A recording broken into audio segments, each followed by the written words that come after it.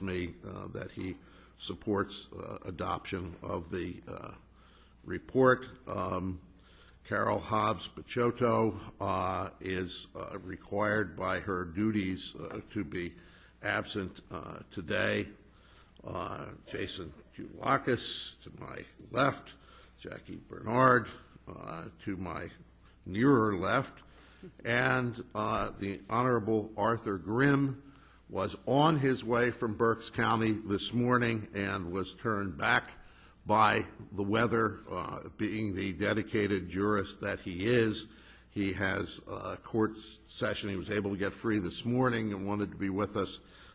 Is obliged to be in court this afternoon, and I think quite accurately assessed the weather situation and determined that it was necessary for him to go back so that he could perform his duties in court. He, of course, has been very much involved in the ongoing deliberations, and I think it's fair to say that he supports the adoption of this report. Before we go any further, let me say that this has been a great experience for me.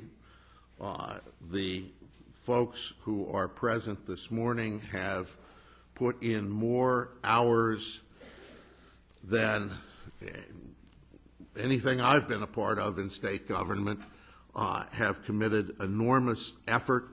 It is perhaps understandable that they would. We have two doctors who on opposite ends of the state have confronted on a daily basis the consequences of child abuse. We have a prosecutor who has fought in court to deal with those responsible for child abuse. We have a solicitor who went into the list, both advised children and youth personnel, but went into the lists to fight those who abuse children. We have a dedicated person who for years and years has served the victims of violence. And we have, as I guess our designated member, I always get this confused, but at any rate, our Deputy Secretary, who of course has committed the best part of her life to fighting child abuse on a variety of fronts. So it's not surprising that there would be commitment, that there would be arguing about fine points of law. Sometimes the doctors turn out to be more lawyers than the lawyers. But this has represented, I believe, an enormous challenge to the folks from Joint State. And I want to say I was assured this morning that we are the worst group they have ever had to deal with. And I believe that to be true, and frankly only compounded by a chairman who's just an eternal optimist, and I'm just sure everything's going to get done, and we'll get there, and would rather hear debate than try and cut it off. And so when I saw, I think at one point yesterday on my iPhone, up to 50 emails, I knew that we were really cooking. And this I cannot express adequately my respect for this group who, through to the end, has fought to make it right, and not fought with each other. I mean, there has been a remarkable level of mutual respect and bonhomie, but at the same time a commitment to get it right, right down to the point where Jackie Bernard noted that there were some things that we had voted upon that got missed, and so we're going to need to deal with that by an amendment this morning. All of this is not the way Joint State likes to work, and I would like to join with my fellows in giving you folks a standing ovation.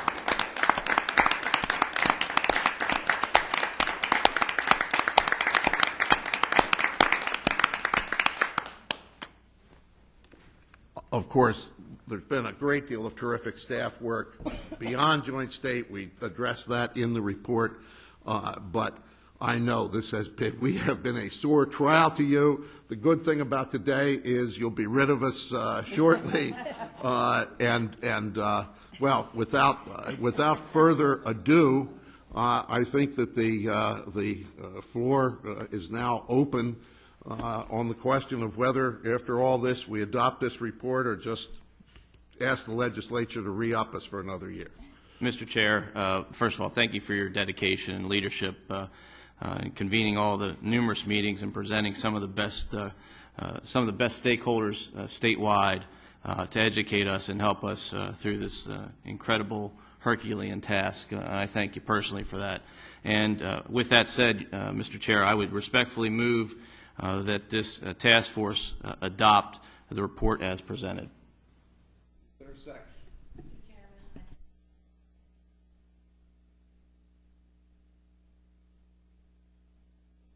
The report be adopted. Are there any amendments? Mr. Chair, I have two amendments. These are both matters which we discussed at length and unanimously adopted by majority vote. The first is that we have agreed that we need to afford children in Pennsylvania the same protections that many people in protected classes receive pursuant to the aggravated assault statute. And the language will be included in the report, and thereby also increase penalties for crimes committed against children where bodily or serious bodily injury is suffered. The second amendment deals with child pornography, which in Pennsylvania is known as sexual abuse of children.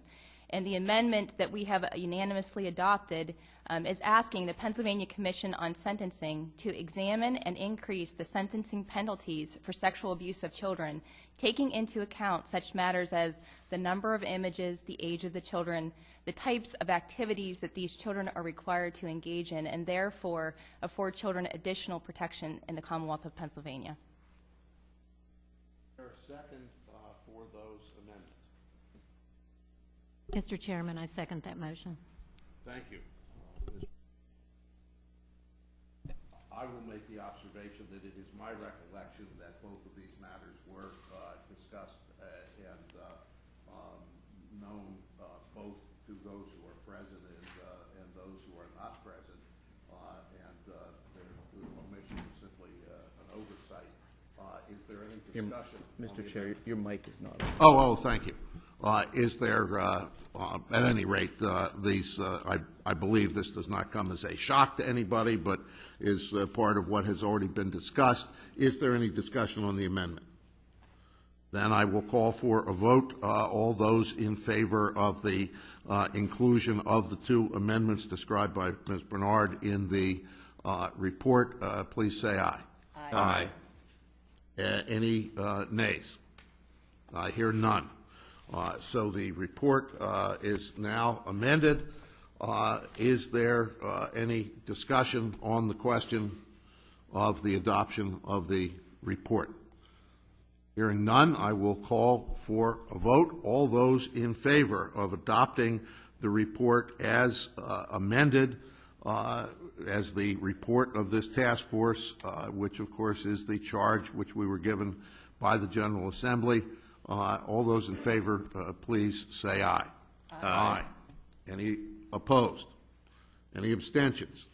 Then of those who are present, it is unanimous. And our purpose as a task force is concluded, and with my thanks and gratitude to all who were involved in this endeavor, I would, well, I guess we should be democratic. Is there a motion to adjourn? Nobody.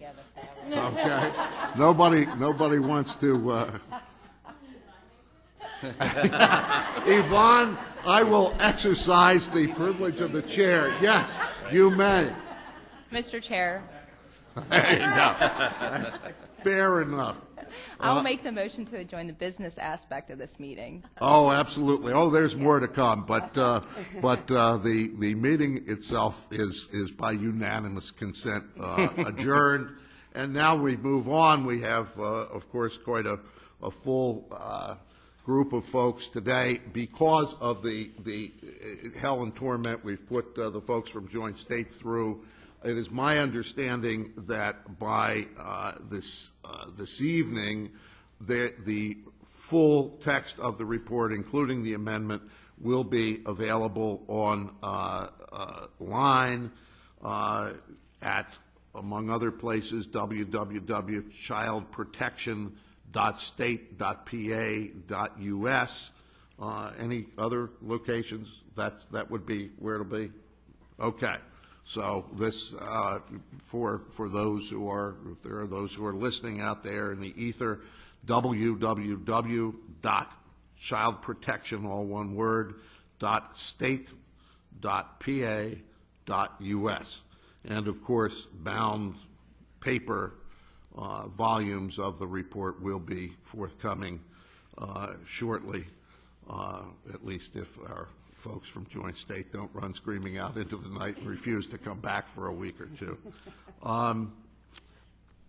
We all will be making some comments. Let me suggest that when you get a copy of this report, and addressing myself to the press in particular, but also to those in the legislature, others who will be considering this, I wrote a letter in the beginning of the report, and it expressed a number of the things I would like to stress today.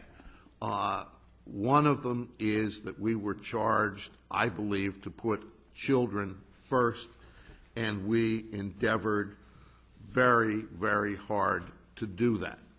Now, that means, to some degree, recognizing that if we over-recommend, if we bury the system, children will suffer, and the point was made very tellingly, I believe, by Bob Swartz early on. The kids who will most suffer by a system that is unrealistically burdened are those most in need. So we've attempted to be bold, to leave no stone unturned, but also to be realistic. In being realistic and at the same time idealistic.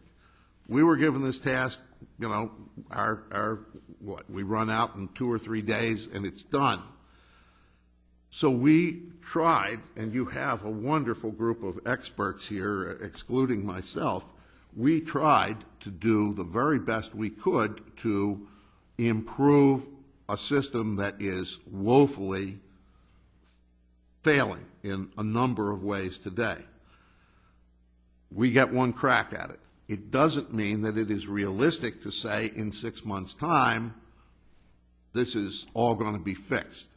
Obviously, the Sandusky scandal, the scandal in the Archdiocese of Philadelphia and the prosecutions arising from them give rise to what we're doing, I suspect, if you can read the minds of the legislature. What we did here is not a knee-jerk reaction to anything. It is a seizing of the opportunity to look at the whole system, to have, two of the foremost doctors in this field look at what we're doing, to have experienced prosecutors, lawyers who know the system, advocates, others, jurists, look at the system and say, how do we make this better?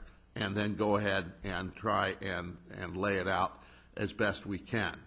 I am really tickled. We heard from a number of wonderful advocates. As I look down, I guess Kathy Palm, I'm told, can't be here today. Oh, she is here. There you go. Thank you.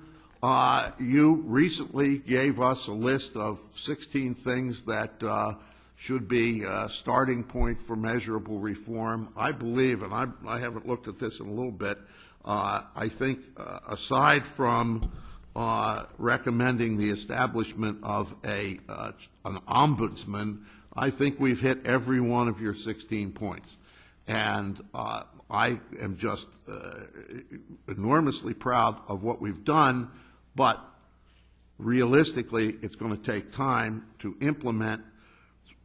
We'll get to some of that in a minute or later, but it is important above anything else, and this is almost a charge to you, ladies and gentlemen of the media.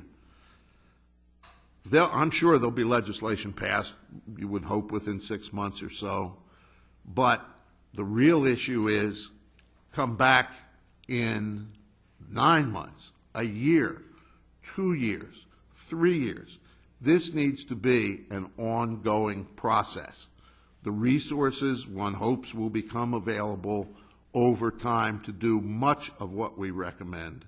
Some of it we think we can get done for free, but this is a long-term proposition. Now, enough generalized blather. Let me ask some of the members of the task force to talk about some of the specific things we recommend. And Dr. Christian, eminent physician, pretty good part-time lawyer, would you please address the issue of child abuse? Thank you, Mr. Chairman. First, let me say that it's been a pleasure to not only work with you on this task force, but even to carpool with you back and forth, saving the taxpayers just a few dollars every trip we took. My name is Cindy Christian, and I am a pediatrician and specifically a child abuse pediatrician. I've been working at the Children's Hospital of Philadelphia for more than 28 years, and in most of those years still run the program that deals with victims on a daily basis who are abused and physically abused, sexually abused, terribly neglected by their children.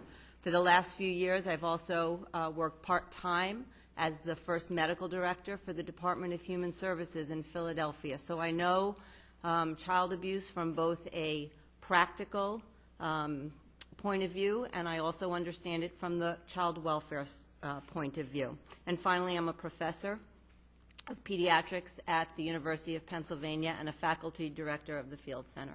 I have personally felt incredibly honored to have been appointed as a member of this task force. It has been a great privilege for me to work with my colleagues who are on the task force, some of whom are old friends, some of whom are new friends. And I really want to assure everybody that we have worked diligently to improve our collective response to child abuse in the state of Pennsylvania. As I think all of you know, we come from different areas of expertise, and I also want to stress that at times we had very different points of view. But we worked through our differences to come up with recommendations that I think, as my motto, we say, are for the protection of children and not for the convenience of adults. Okay, so we really worked hard to do our work to help kids. I've been asked specifically to summarize our recommended changes to the state definitions of child abuse. And for those of you who don't do work in this area every day, you might think, well, like, what's so difficult about defining child abuse? I know an abused child when I see an abused child, but sometimes what I recognize and know to be child abuse does not meet the Pennsylvania state definitions of child abuse, because a child before me may have multiple bruises all over his body, but he may be running around playing in the playroom at the hospital, and he may not be in severe pain, and he doesn't have any dysfunction to any organ in his body, and he might not meet the state's definition of child abuse. I may see a baby who has been on multiple occasions suffocated by a parent, but when a pillow is pulled off the baby's face, the baby's breathing, and the baby comes to the hospital and doesn't have any injuries, that child might not meet our state definition of child abuse. So one of the things that some of you might believe is that our work really addressed the issues of sexual abuse in the state, and we took a much broader approach. And in terms of our definitions, although we've made some minor adjustments to our recommended definitions of sexual abuse, for the most part, in Pennsylvania, our state laws define sexual abuse in an appropriate way. Where we made some significant and major recommendations is in the area of child physical abuse. Those definitions have been incredibly problematic, and there was not one person who testified before us or who submitted written testimony who said that our definitions of physical abuse were exemplary or even satisfactory. We heard repeatedly, over and over again, that the definition of physical abuse is vague, it's open to interpretation, and it's very narrowly defined so that we cannot protect children who need to be protected. So presently, the state definition of child abuse reads as any recent act or failure to act by a perpetrator which causes non-accidental, serious physical injury to a child under 18 years of age. The meaning of non-accidental is difficult. People interpret it in different ways, and the ways that the court interprets it is not always the ways that a doctor, for example, or a child welfare worker might interpret it. The definition of serious physical injury requires presently that a child sustain severe pain or impairment of physical function, but I just gave you examples where a child may not have severe pain or impairment of physical function. So we recommend changing the definition of child abuse to include recent, intentional, or reckless acts, attempts to act, and failures to act that cause or create a reasonable likelihood of bodily injury or serious bodily injury to a child. These definitions mirror criminal law definitions of simple and aggravated assault. But in addition, we recognize that there are certain intentional or reckless conducts towards a child that should be considered abuse, and we are making these recommendations that they are considered abuse regardless of the resultant injury. And these include kicking, burning, biting, stabbing, cutting, throwing, or unreasonably confining or restraining a child, forcibly shaking or slapping an infant, intentionally interfering with a child's breathing, causing a child to be present where illegal drugs are manufactured, such as methamphetamine labs, and driving under the influence of alcohol or drugs with a child in the car. In our definition section, we have eliminated non-accidental from the definition. We've eliminated the need to show severe pain or impairment of physical function. We eliminated the differentiation of student abuse from the definitions of child abuse. And we also recognize that at the end of the day, after an investigation is done, regardless of whether we can identify the identity of a perpetrator, if a child has injuries that are clearly from abuse, that we recognize and count that child as being abused. Because presently, if you don't know who the perpetrator is, that report will not be an indicated case of child abuse. We need to recognize that regardless of whether we know who did it, we still identify that child as being a victim of abuse. I'm happy to take any questions later. And again, thank you very much for the time, Mr. Chairman. Thank you, Doctor. And I believe for those of you who aren't great note takers, I think a board just arrived that should contain the definition of abuse that Dr. Christian has just been describing. I next would call on. Is it on? I next, thank you, would call on Dr. Berger to elucidate I think you have a variety of subjects to cover. Doctor, the floor is yours. All right. Thank you, Mr. Heckler. So first, again, I'd like to thank the other members of this committee. This has been an unbelievable group to work with. The hours and hours of meetings, I've really gotten to know all of them, and I'm really honored to have served with them. This committee has also given me the opportunity to listen to every single book on tape that the Carnegie Library has in my 400-mile drives every time we met. I also like to thank Children's Hospital of Pittsburgh for giving me the time to do this, and to Mr. Scarnati for appointing me to this committee.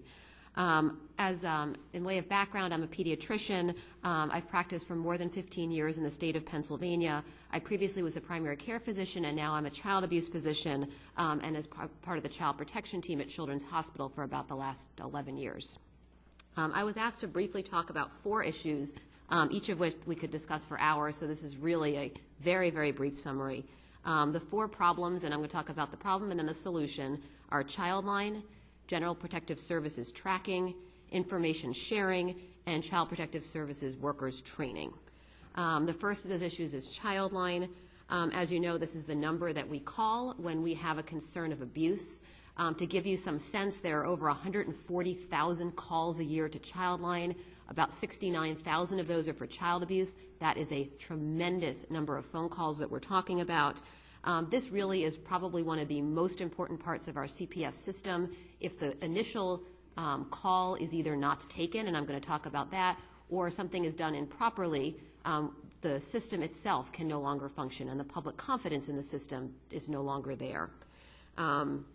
So the testimony to the task force has identified a lot of very specific problems, and I'm going to touch on those and their solutions.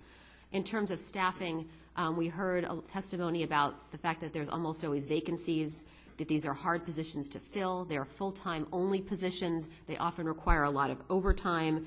The number of dropped calls in 2011 was 8.7%, meaning that percent of people called and hung up before the call was ever taken. It doesn't mean that they didn't call back, but we don't know how many of those calls where children needed to be protected. And there have also been very long holds at some points. So we've made several suggestions to address these. We've asked to explore the possibility of part-time work. There are many former and active Child Protective Services workers who have a tremendous amount of experience, who could staff, it doesn't have to physically be at Childline, who could help staff this and provide additional coverage. And so that, I said, hopefully that will help.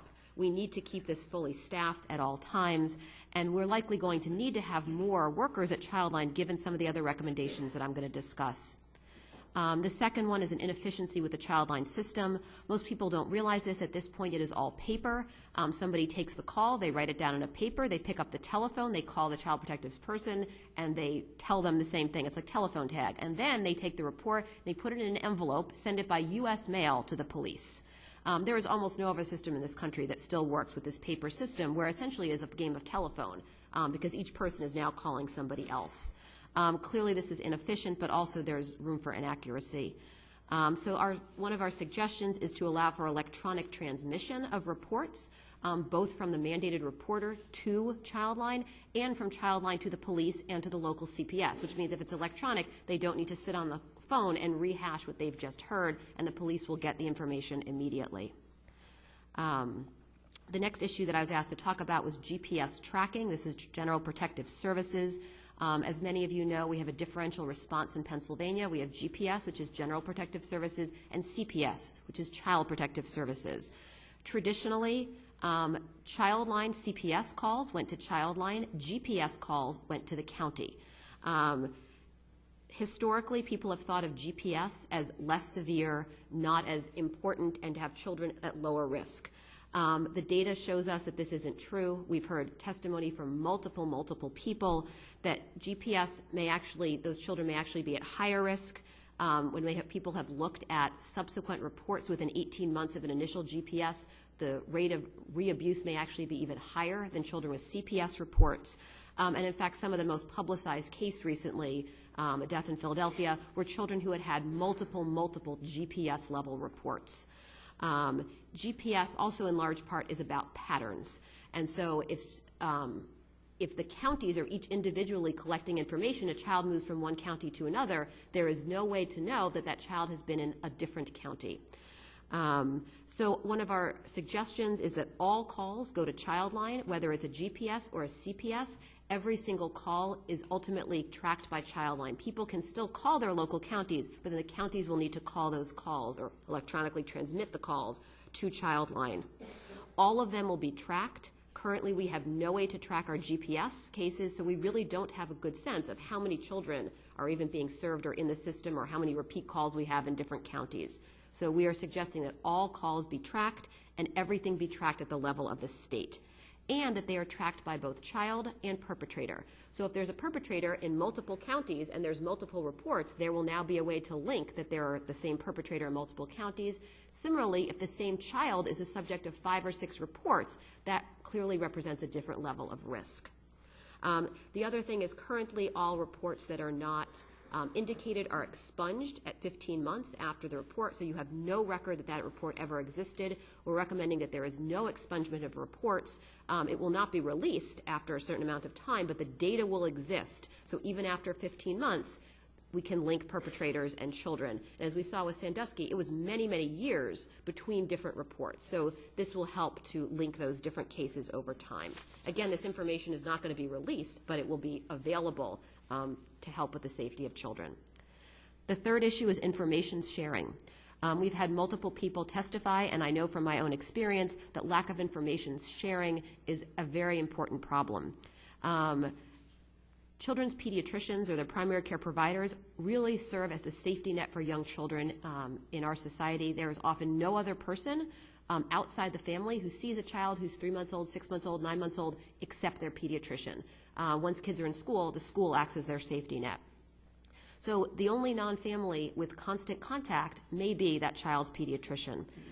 We would like to move toward a system where Child Protective Services and the medical profession, and particularly primary care physicians, are a team that are caring for the child, and there's a free flow of information.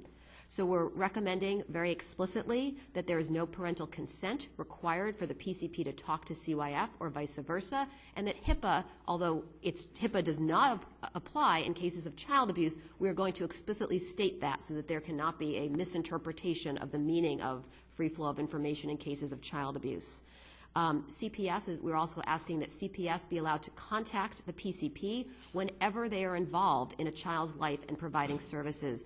One of our people that testified stated that about 40% of her children at any one time were getting services from CPS, and she had no idea which ones of those patients were getting services. So we need open communication.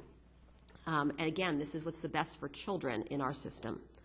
Finally, I was asked to talk about Child Protective Services worker training. In the report, there is a quote from Richard Gellis, which I think summarizes what the issue is. He says, "Protecting children from abuse and neglect is not brain surgery, it is much harder. Brain surgeons have the advantage of a decade of specialized training and the use of the latest and most advanced technology. Frontline CPS workers have only a bachelor's degree in the liberal arts and a job tenure of 3 to 5 years, which actually for some counties is very long. We have some counties where the average tenure is under a year. The latest technology in CPS is a cell phone, and if budget allows, a laptop. And I often say to people, we send our police officers out 2 in a car with guns, and we send our CPS workers by themselves with a cell phone. The CPS worker should be the center of the CYF system, and we need to support them and train them and make it something like Teach for America, where people want to do it and want to help children. So our solutions or suggestions to support our CPS workers much more.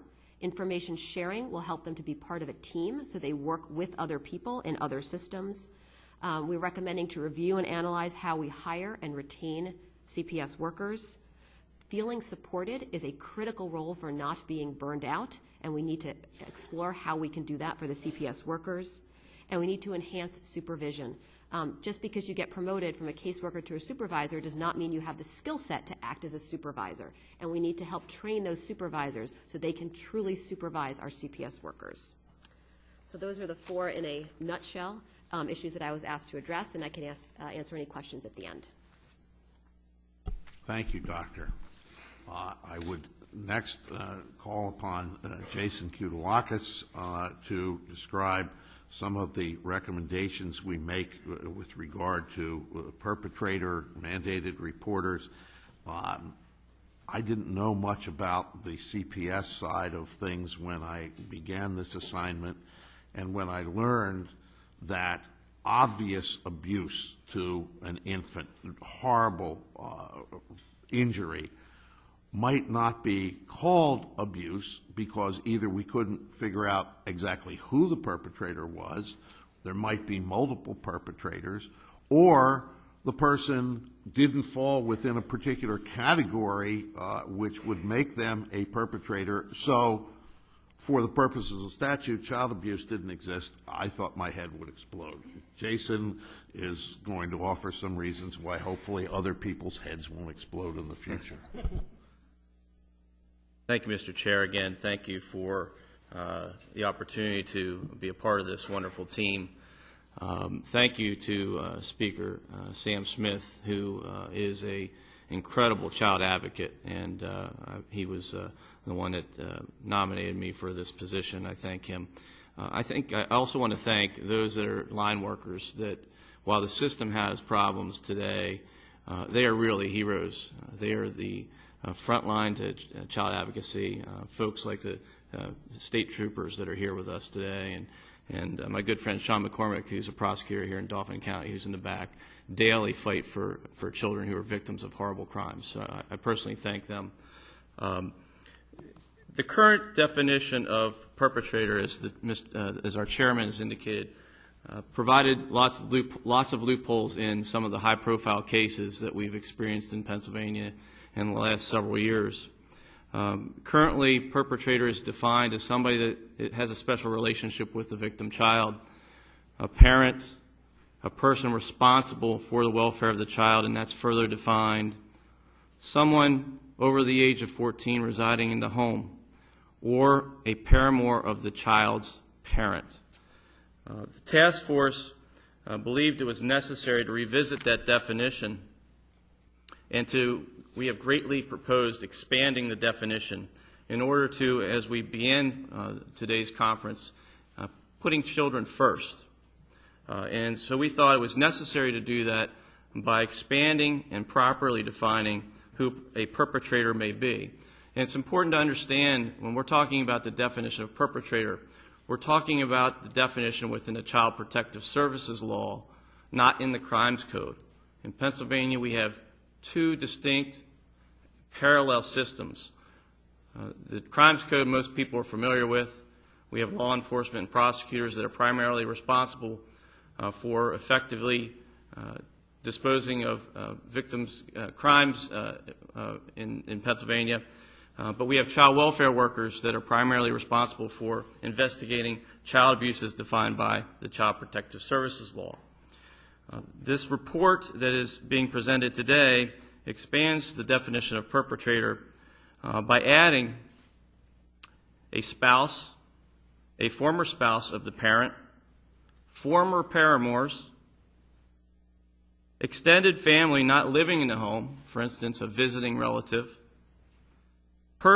any person over the age of 14 who is present in the child's home. And the idea is, again, we want to put children first, and the home should be a safe haven. So we want to make sure that any time there's some sort of incident in the child's home, that we capture that incident and we protect that child. We additionally added the definition just beyond, not to include just the residence, but also the curtilage, and everybody laughed when we suggested the word curtilage. But Pennsylvania is a very diverse state, and there are lots of areas outside the residence proper where horrible things happen to children. And we need to make sure, again, children are first, and if they're in their safe haven, we capture those individuals. Persons responsible for the child welfare has also been broadened to include any person who, through a profession, employment, volunteer activity, has access to children on a regular basis and is in a relationship of trust, such as a coach, instructor, leader, mentor, chaperone, or other role in a program, activity, or service in which children participate. This was a direct response to the mandate given by the General Assembly to first deal with the overarching concerns that what happened with the Penn State debacle. I think that the task force has done an outstanding job to ensure children in all settings where someone has left their child with another individual in a trusting position, we will be able to make sure we keep those children safe. Mr. Chair, I've also been asked to present on another topic that was within our charge, and that is mandated reporters. Another very important area that gave rise to some exposure in the media in the last several years.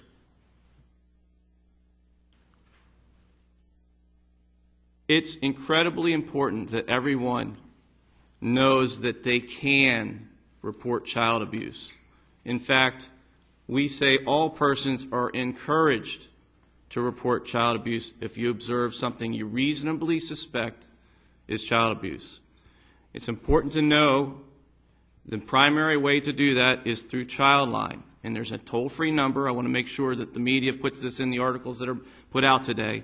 It's 1-800-932-0313. 1-800-932-0313. But there are those persons that, because of their employment and relationship to children, are required to report suspected child abuse. This report clarifies several things. First, that the victim child, need not come before the mandated reporter in order for that person to make a report. It also provides, as Dr. Christian pointed out, it's not necessary for that mandated reporter to conduct some sort of investigation to identify who committed child abuse. What's necessary is that the mandated reporter have a reasonable suspicion based upon their education and training to suspect that the child has been abused. Once that mandated reporter has that information, they are compelled to make the report. The task force additionally expanded those persons beyond who are currently required to report to the following. Any individual who accepts responsibility for a child in a program, activity, or service. Social service workers, law enforcement, attorneys, public librarians, emergency medical service providers, and that's further defined. Film processors. Why? Lots of times young children have their images taken and preserved. IT repair and service personnel for similar reasons. All employees or independent contractors of other mandated reporters. This is done in direct response, again, to the two high-profile cases we experienced in Pennsylvania in the last several years. Additionally, the task force recommends that if a child makes a specific disclosure that they have been the subject of abuse, or is aware that another child has been the victim of abuse, and that information is provided to the mandated reporter, that mandated reporter must also report that incident. Under current law, if a child is abused in an institutional setting, reports are permitted to go up the chain of command. We saw that at Penn State. There was supposed to be the report up through the designated individual, in this case, Graham Spanier. This has been changed in these amendments to require the person, the individual, who discovers the abuse to report it immediately to Childline. Notification to the individual reporter's supervisor or other person in charge of the institution is also required. This builds in redundancy, again, putting children first and making sure we're capturing these incidents of child abuse. As also was indicated, I think, by Dr. Christian, the role of school employees. Currently under the Child Protective Services Law, there's a carve-out, as I call it, where school employees are treated differently. They have different definitions and different rules. This task force, in its recommendation, has indicated they believe that there should be no carve-out. There's no reason to treat employees of schools any differently than any other individual.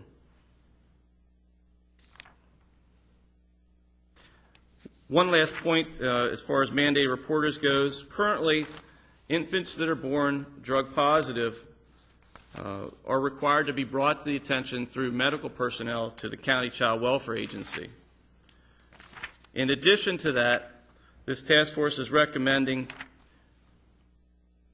that county child welfare agencies must put hands on that child within 24 hours and actually see the child, rather, in 48 hours to assess safety and risk of that child.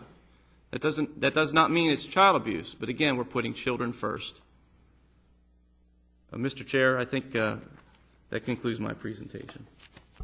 Thank you very much, Mr. Koulakis. Certainly been one of the most provocative members of this task force in terms of fighting for what you believed, and this product is much the better for your role. Let me just point out, I'm sure a number of you have figured it out, but one of the things to add to what Mr. Koulakis has said about mandated reporters, in addition to expanding who they are, we propose to better train them, and as a part of that training or their licensure where they hold some sort of state license, they will be required to complete an oath. And I can tell you, I would hope that this will be enacted, and that at least in Bucks County, I can tell you that if they violate their oath and don't report child abuse and are prosecuted, C1 is going to be the oath that they signed and then broke. There is going to be no ambiguity about who's a mandated reporter and what their responsibilities are as mandated reporters. One of the tougher areas, at least for me to get my arms around, is the smart part, and that would be natural, being who I am. I always try and do things the hard, dumb way. But obviously, I guess it was Benjamin Franklin pointed out that a stitch in time saves 9. I'm next going to call on Delilah Rumberg with Pennsylvania Coalition Against Rape, who has been a consistent voice throughout our deliberations for prevention, for finding ways to prevent kids from being victimized to begin with, which I have to admit is the smarter way to go if you can. Delilah? Thank you, Mr. Chairman, and I appreciate the opportunity, and I'm honored to work with this group. And my role was that of representing victim services, and particularly programs that work with children who have been victims of child sexual abuse. There's been a network of victim services in this Commonwealth for 40 years now, and funding was available back in the late 70s and early 80s to provide for victim services. However, in the last 12 to 15 years, many of us in the victim service field have really begun to shift our focus, while continuing to provide services, of course, toward prevention and primary prevention. And it's unfortunate, though, that this Commonwealth still has not provided funding for that prevention efforts, and that's what one of my biggest pushes have been all along. We've got to fund prevention. Evidence-based prevention programs should be encouraged and financially supported where feasible. There are numerous models of successful prevention programs, not only here in the Commonwealth, but throughout the nation, and we really need to start considering those to determine whether or not they're adaptable to the diverse communities that we have throughout the Commonwealth. And again, I would call on the legislature to make this a priority. Prevention efforts, as you indicated, are less costly than trying to fix things after the abuse has happened. The task force acknowledged that a child should be protected after the child abuse or neglect has been alleged, and the child and the child's family should receive appropriate services, and the individual responsible for child abuse or neglect should be appropriately identified and punished. However, prevention should be an equally important, if not greater, component regarding child protective services and general protective services. Therefore, the task force recognizes the importance of working with children and their families who have been entrusted, or those who have been entrusted to care or supervise for them, so that nothing ever happens to begin with. The task force supports the use of evidence-based prevention programs. Effective early prevention efforts have been proven, as I said, to be much less costly than trying to fix things later. The protective factors approach has been recognized as one of the most promising in the area of child maltreatment prevention, and its effective application requires more than individual practice and program changes. The Strengthening Families Initiative of the Center for the Study of Social Policy has identified 3 areas for change. The impetus for more programs to take on protective factors approach includes parent partnerships to ensure that prevention strategies are responsive to family needs and choices, professional development to train individuals who work with children and families to develop common knowledge, goals, and language, and policy and systems to develop regulations and procedures that create broad and sustainable change. The public health model has been one that we've been embracing for the last, like I said, 10 to 12 years, and it's widely used in developing prevention programs across the country, and it classifies prevention in 3 different areas: primary, secondary, and tertiary. The main component of primary prevention of child sexual abuse specifically are teaching people about healthy relationships, identifying a situation that could become abusive, and protective policies that may be implemented. Secondly, we need to teach people what to do if they suspect the risk of child sexual abuse. And thirdly, we need to work to change social structures and norms that actually support the occurrence of child sexual abuse. Secondary prevention includes teaching people who are responders, possible responders such as doctors, teachers, and parents, how to screen for child sexual abuse and what to do if they suspect it. Secondly, we need to increase awareness about social services that are available to the abuse survivors. And third, we have to reduce the stigma that is associated with child sexual abuse. Tertiary prevention of child sexual abuse consists of preventing further harm to a person who's already involved in an incident. The 2 chief components are working with perpetrators to prevent them from reoffending, and working with victims to prevent long-term problems. The social ecological model of sexual abuse prevention examines multiple systems that surround an act of violence.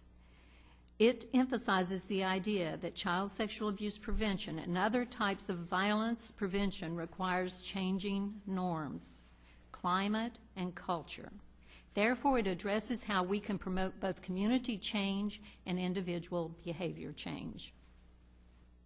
There are several types of programs that are available to engage adults in preventing child sexual abuse. It is every adult's responsibility to protect a child.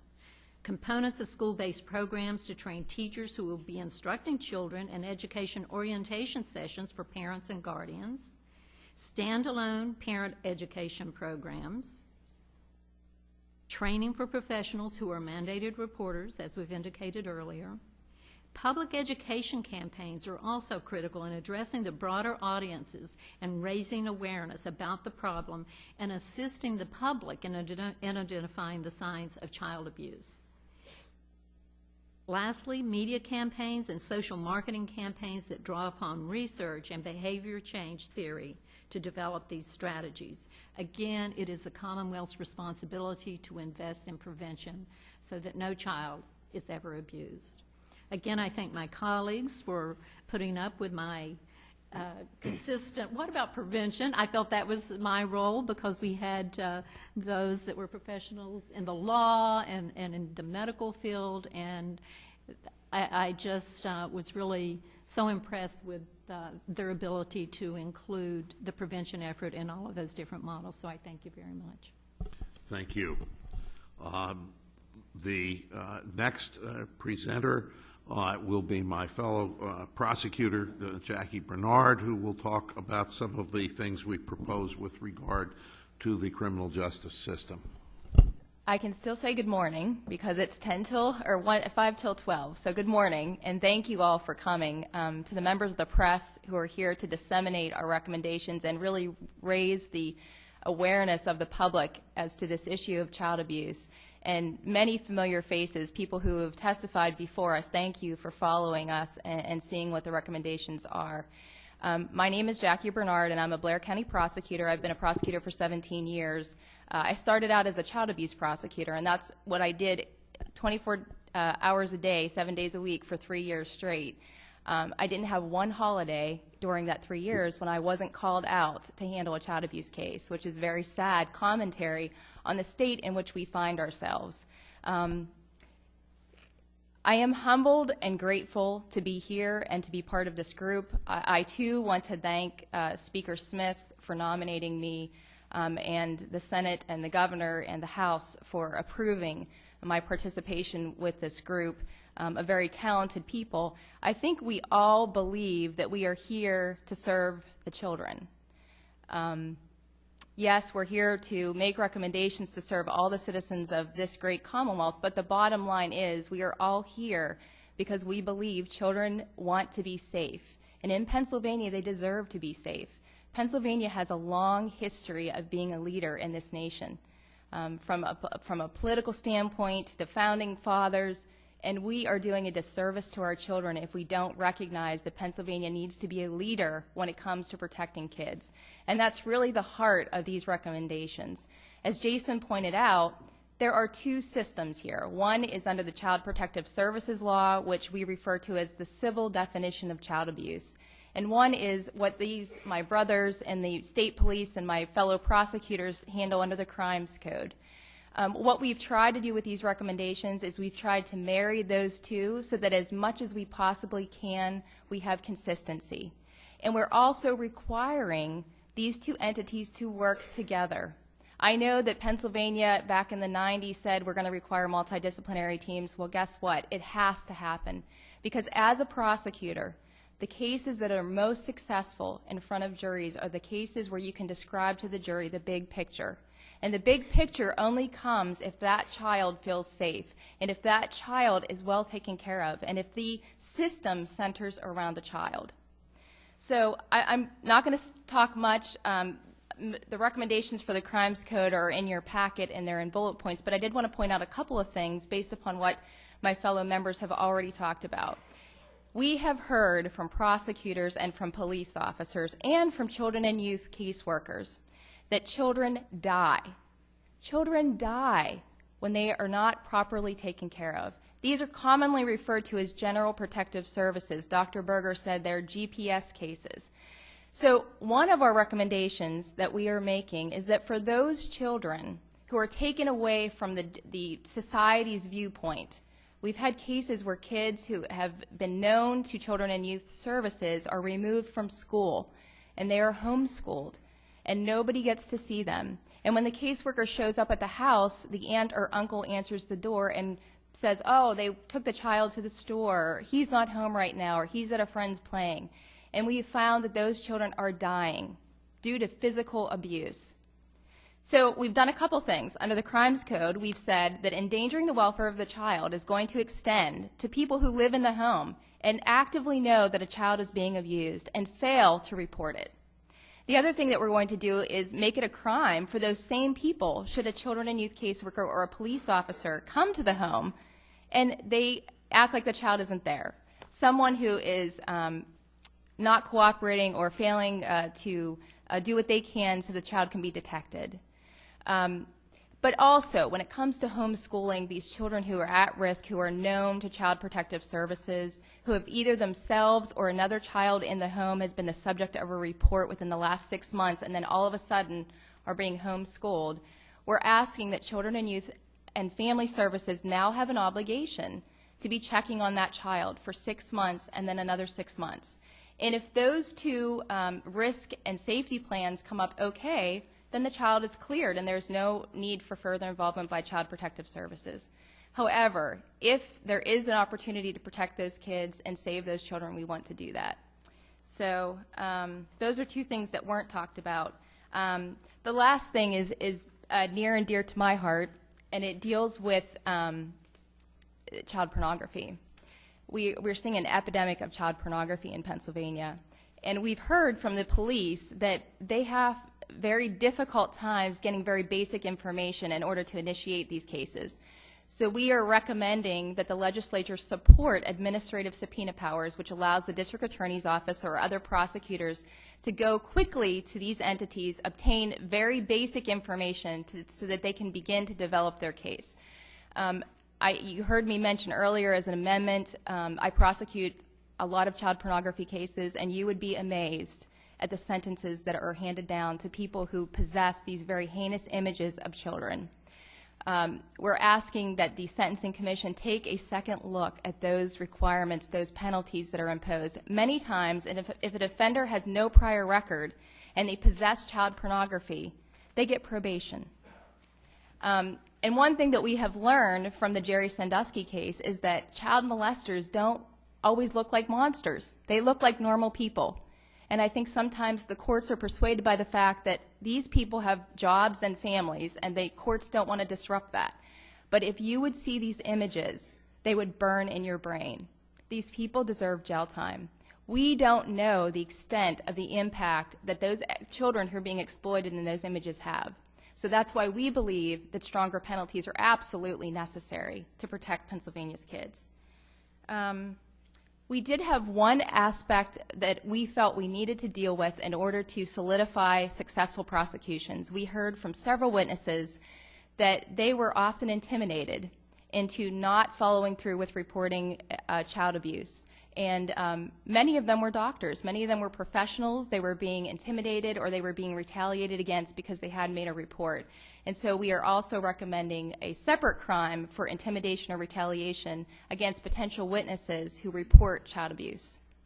And lastly, to balance out all of that, we certainly don't want people falsely reporting child abuse. So we've recommended a separate crime for the false reports of child abuse made to harass or cause someone else harm simply because, and not because it's true. We have very limited resources. We don't need to spend time tracking down cases that are not true.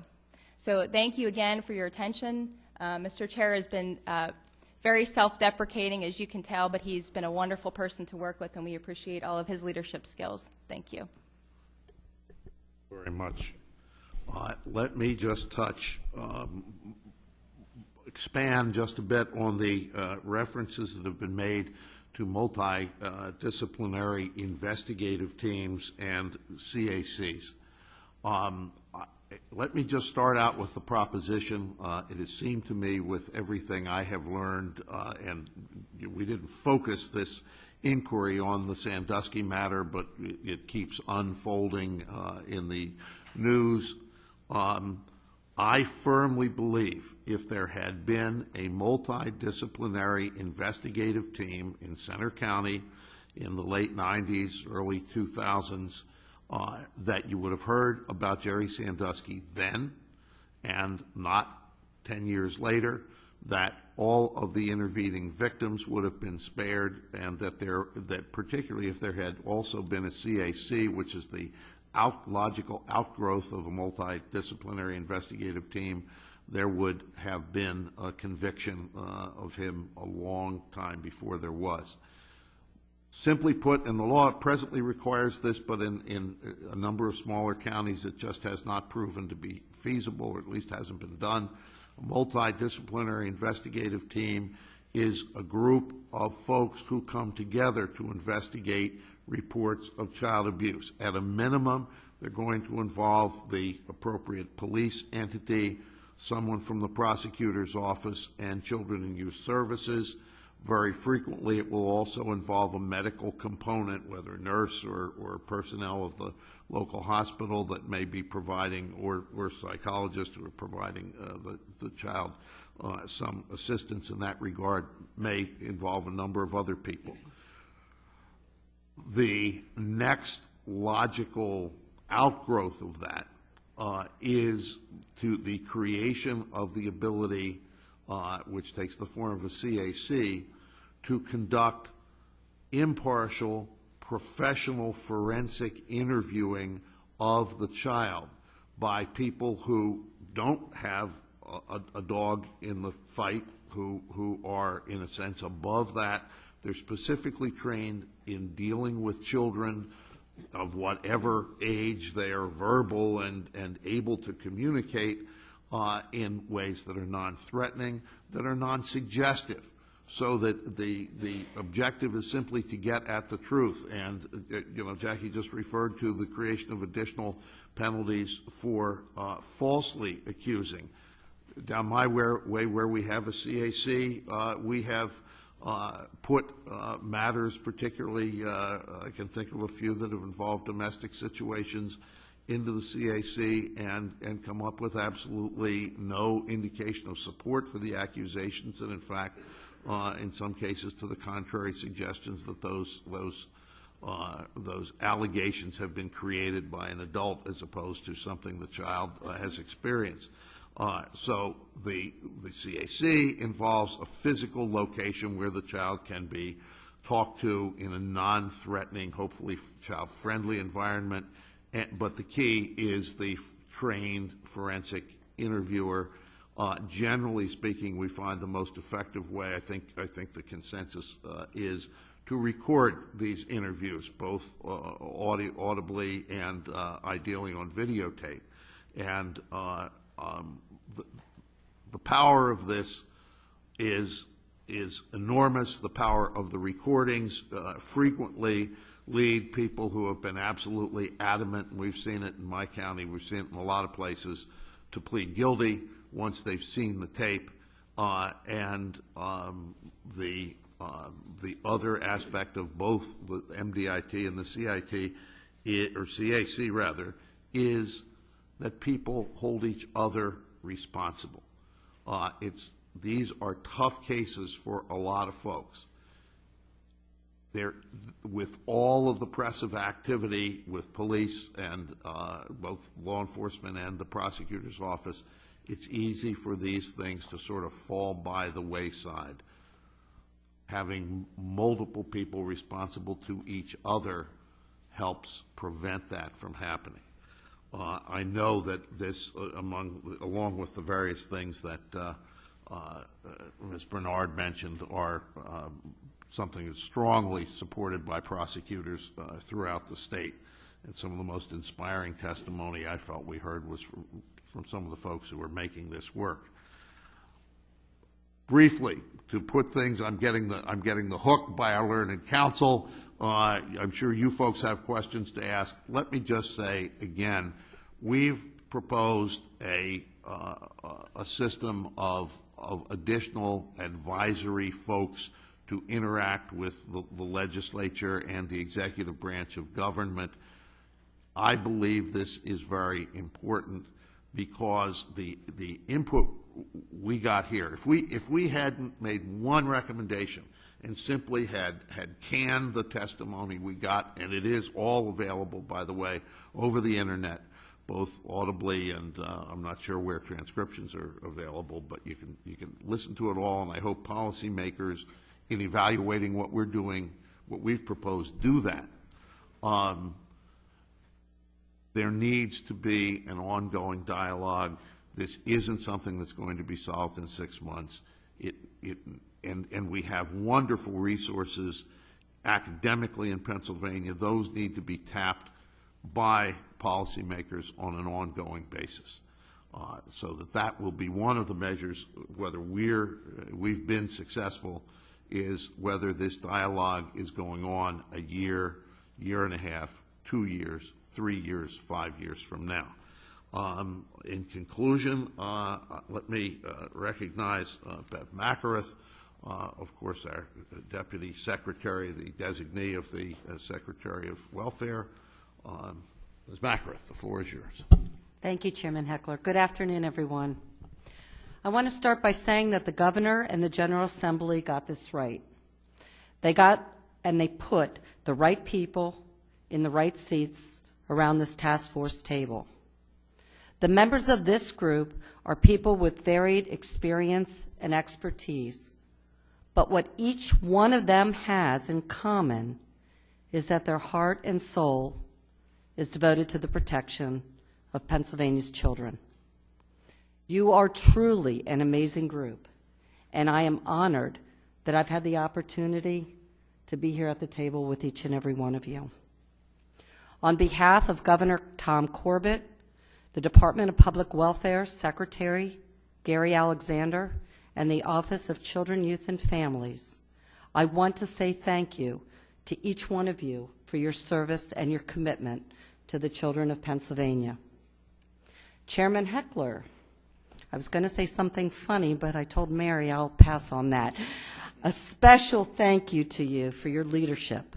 You have never allowed us to waver in our mission. You have kept us focused and moving forward, and you are absolutely the right guy for the job. So when you got that phone call from the governor, thank you for taking on this assignment. Thank you.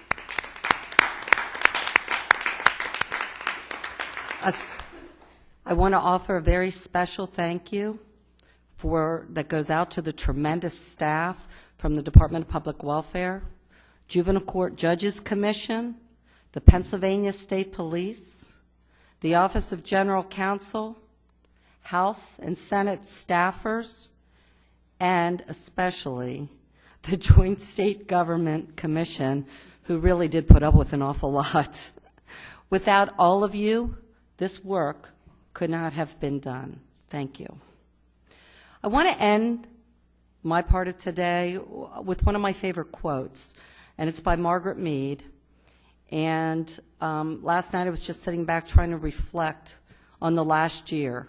And the last year has been, it's been very rewarding. It's been very time-consuming. And I couldn't have asked for a better way to start my first year as Deputy Secretary for the Office of Children, Youth, and Families. The quote says that, "Never doubt that a small group of thoughtful, committed citizens can change the world. Indeed, it's the only thing that ever has." My thanks goes out to all of you. Thank you. And now we will entertain questions.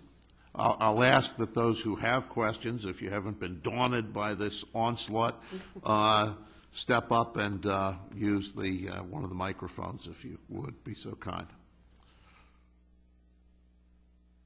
Okay, well, now there must be a question or two. Although, I'll tell you, there is a ton to absorb in attempting to try to convey to those I've spoken with about this in the press what we're proposing. There's a ton. There is a ton of it, and it's going to take some time for people to digest. I can tell you all of it was carefully considered, but be happy to entertain any questions. Ma'am, come on up. There's a whole lot that you all have recommended. The dialogue continues. I'm wondering, what were your top priorities? What are your top recommendations that you really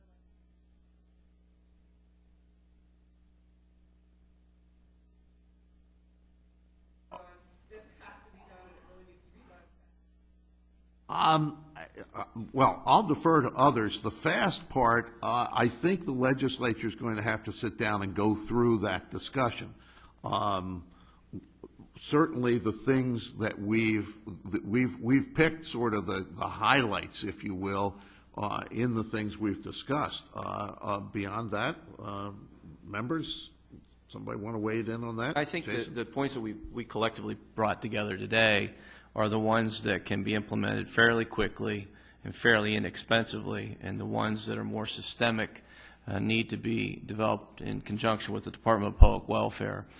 Things like tracking the General Protective Services cases and the development of child advocacy centers. That's the bricks and mortar where the investigative teams can go to do their work. That takes a little more time. So I suspect that the information that we've talked about today would be the things that are most readily and easily deployed quickly.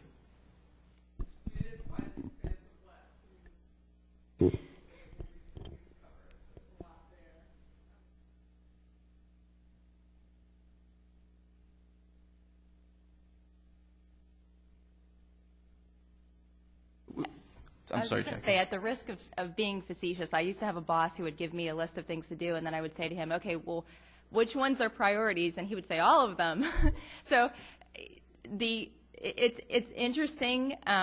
But right now, I would, if you were to ask me, I would say, and I think this was pointed out by Mary Taylor earlier, one of the things that counties can do right now is to actively use multidisciplinary investigative teams. The people are already in place. They're employed by police agencies. They're employed by Children and Youth Services. That can be done without any more legislative action. So this is recommendations to the legislature for their action, but it's also recommendations to the state of Pennsylvania about how do we change what we've been doing to make it better. We have the tools that are in place. All we have to do is use them. I do think it is critical, however, that those definitional changes are going to need to be made, and appropriate training will have to occur with the caseworkers in the field as well as with police departments, because law enforcement is going to be working very closely with caseworkers to the extent where they're going to have to understand where the jurisdictional limits are for each other and what the objective is for each agency. I would say that there are some areas that if we don't act, we really are not doing our collective jobs. So, for example, if we don't address the definition of child abuse in the state of Pennsylvania, we will continue to kind of lead the rear, okay? If you look at statistics of child maltreatment in the United States of America, Pennsylvania looks like the kindest, most gentlest state, and it's not, okay? And in part, we don't track what we know to be child maltreatment, and in part, our definitions are in some ways so narrowly defined that what is child abuse in every other state in this country is not necessarily child abuse in Pennsylvania. So, if I think about just changing the definitions of child abuse, that's a start, but without some of the other pieces that my colleagues have addressed, we really don't have a comprehensive improvement plan for the state. So I think that that's probably why Jackie's saying, everything is important, because they're like pieces of a puzzle.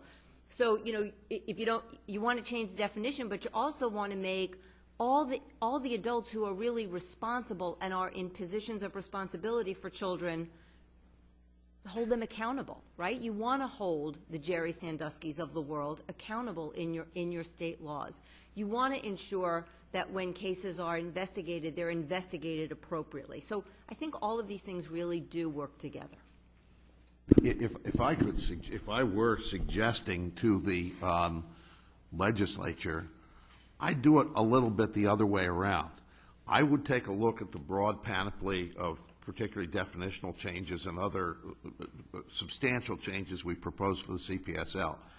And I'd say, are there changes that are going to cost a lot of money or that are going to be very difficult or expensive to implement? Okay, let's take them, let's put them over here and get a timetable, talk to the department, talk to whoever is going to be spending the money, and figure out how we do that.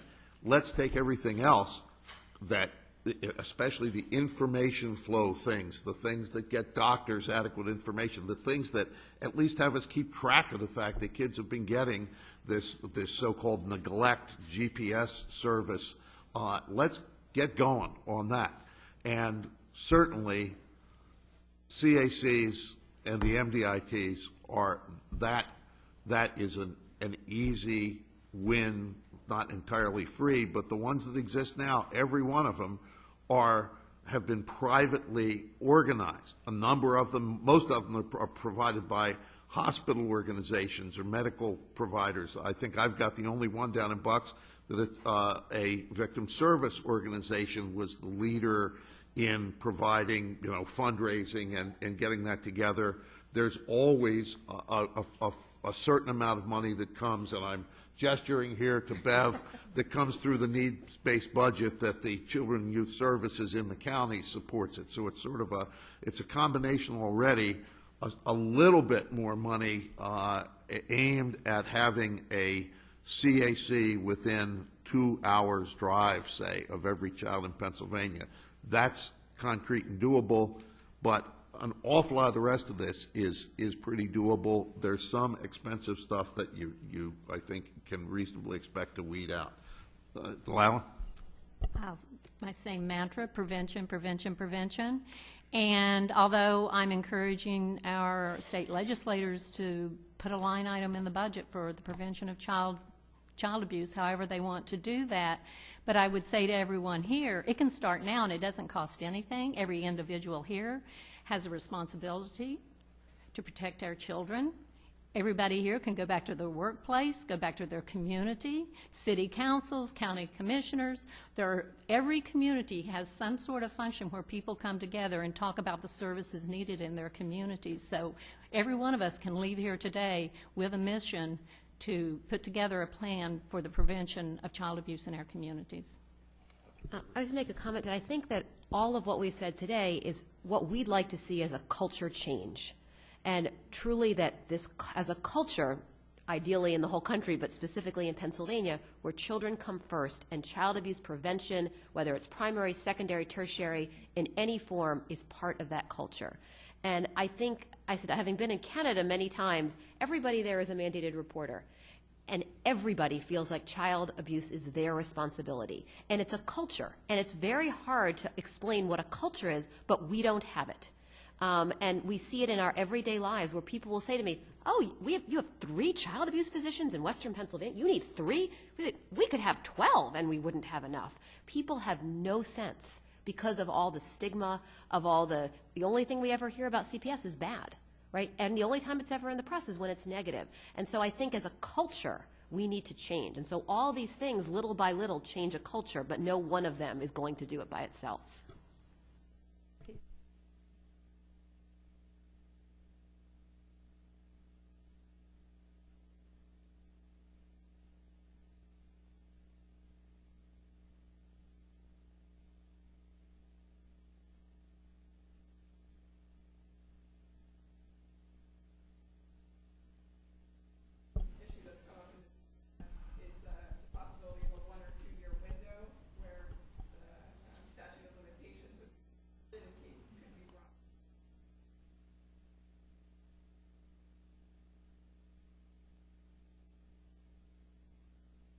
Okay.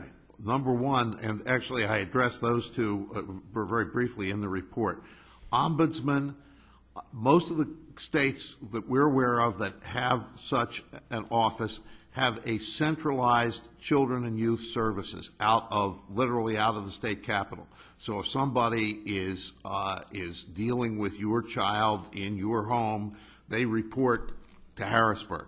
We have a centrally funded, locally administered child protection system so that the person who's dealing with you and your child in your home is from, the county seat.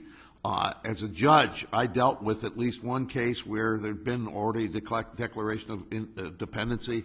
I felt a county commissioner was inappropriately getting involved in the system. Certainly, there was no shortage of local people that an aggrieved party, whether somebody who thought a child wasn't being adequately protected or somebody who thought that the child protection services shouldn't be offered or the decisions were wrong, that's all available locally.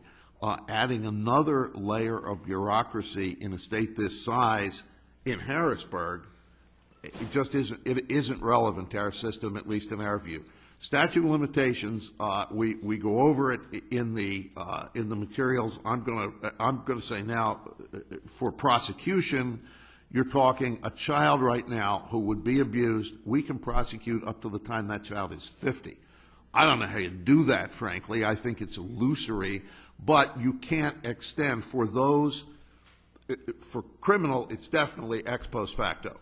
Once you, as a child abuser, have waited out the statute of limitations and it's run, you're done. We can't extend the statute and create windows. Can't be done under the prohibition against ex post facto criminalization of conduct.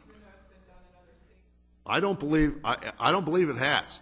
I do not believe it has. We've increased the window.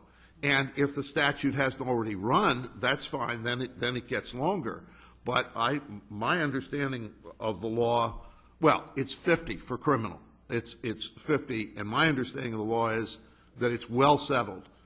It's ex post facto with regard to criminal prosecutions. Once the statute's run, it's run. I'm not as sure about civil. Our charge, however, is to deal with the protection of children. The issue of whether somebody who's now 35 or 40 should or shouldn't be able to sue somebody is simply not our, and frankly, I can't tell you how crazy it makes me that that's the idea that pops up with all of the stuff that needs to be done to protect kids, to create the ability for a certain group of people who, you know, maybe had horrible things done to them, maybe they can't. How we're even going to figure that out 30 years later, except guilt by association, I have no idea, but it's not our ballgame. So others may opine on it, and the legislature will deal with it or they won't. It wasn't something that we felt was in our wheelhouse. I believe there's, yes, ma'am, thank you.